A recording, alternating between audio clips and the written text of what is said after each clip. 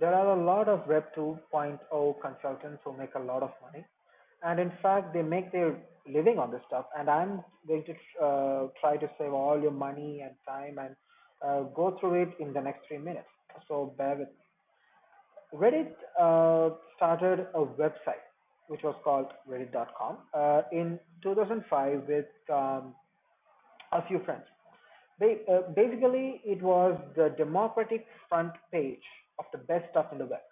So when you find something very interesting, let's say a TED talk or a upcoming trend or something, and you can post it on Reddit, and a community of peers will vote it up. So if they like it, it's a thumbs up, and if they don't, it's a and this creates the entire front page, and it's always rising and falling. Half a million people visit it every day. But this talk isn't about Reddit. It's about discovering new things that pop up on the web.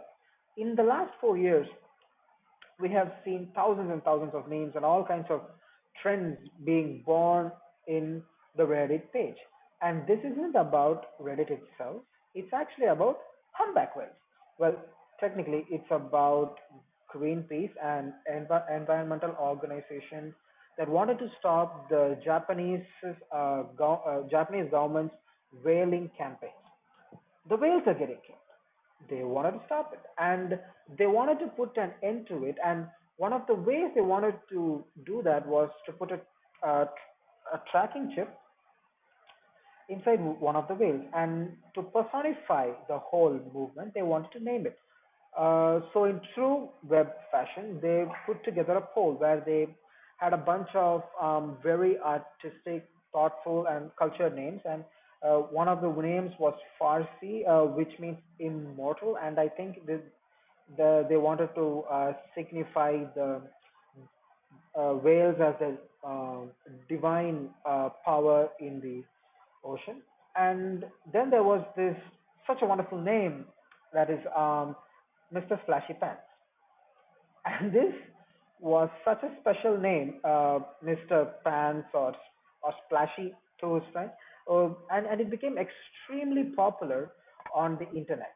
In fact, someone on Reddit thought, "What a great name! Like we should vote this all up." And the Redditors responded, and all agreed. So the voting started, and the founders got behind it, and they changed their logo from an alien to a splashy whale to help the cause.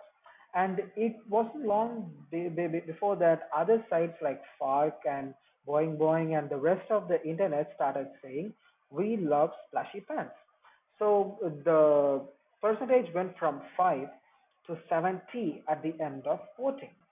Pretty pretty impressive, right? But the organization, that is Greenpeace itself, they were not interested that much in that name because they wanted to be more thoughtful and more expressive or something. So they gave it another week, and by next week the percentage had reached to 78%. And to give you an idea of its dominance, the next highest name was just 3%. Three. So I think this shows a very clear lesson. The internet loves splashy pants, which is obvious. Like it's a great name, and everybody wants to hear their news anchor say Mr. Splashy Pants. And I think that's what helped drive the whole thing. Like, what was cool were the repercussions. Greenpeace created an entire marketing campaign around it, and Mr. Splashy Pants shirts and pins and e-cards was sold, and you can send a friend with a dancing splashy in it. But even more important was that they accomplished their mission. Uh, Japanese government stopped their whaling expedition, and the whales were happy. That's that was their code, actually.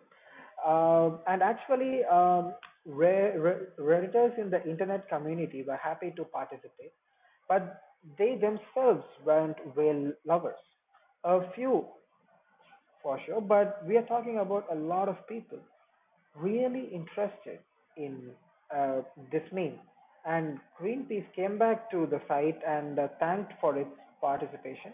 But that wasn't really the thing. Like the people were just interested in doing something cool, and this is how the whole internet works. This is the big secret. The internet provides a level playing field. Your link is as good as your link, and and his link is good as my link. With a browser, anyone can get to any website, no matter the budget, and that is as long as you keep the net neutrality in place. Another important thing is that it costs nothing, literally zero. Uh, it takes a few minutes to produce something, and the cost of publishing it is extremely cheap. And if you do it, you have to be genuine. You have to be honest. One of the great lessons that the organization learned was that it's okay to lose control. It's okay to take yourself a little less seriously. And that's the final message I want to share.